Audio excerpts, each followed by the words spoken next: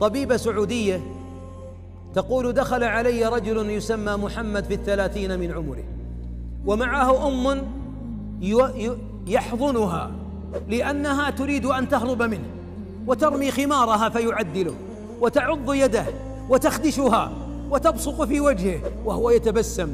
دخلت في العيادة أمه ثم رمت خمارها وبدأت تضحك ضحك المجنون الذي لا عقل له، وتدور على طاولة الطبيبة. سألت الطبيبة محمدا: من هذه؟ قال: أمي. ما بالها؟ قال: ولدت بلا عقل. كيف أنجبتك؟ زوجها جدي لأبي عسى أن ترزق بولد، فتزوجها أبي فطلقها في العام الأول، وحملت بي وأنجبتني، ومنذ أن كنت في العاشرة وأنا الذي أخدمها، أطبخ لها، إذا أردت أن أنام أربط قدمي في قدمها أخشى أن تهرب ولا أجدها. ماذا أتيت بها؟ قال: بها السكر والضغط.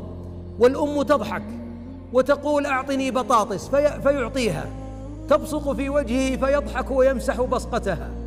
ثم قالت له: هذه أمك لا تعرفك؟ قال: لا والله ما تعرف أني ابنها، لكن الذي خلقني يعلم أنها أمي. ثم قالت: يا بني، وتناديه: أنت كذاب، ليه ما توديني المكة؟ ترى مكة في الشاشة. قال: الخميس يا أمي، أما قلت أني سأذهب بك في الخميس؟ فقالت الطبيبة: أتذهب بها وقد زال التكليف عنها؟ تذهب بها للعمرة؟ قال: كلما أرادت مكة أذهب بها، لا أريد أن تتمنى شيئا وأنا قادر على تحقيقه ولا أعمله لها. ثم خرج مع أمه مع الباب، وأغلقت الطبيبة الباب وبكت بكاء مرا لذيذا.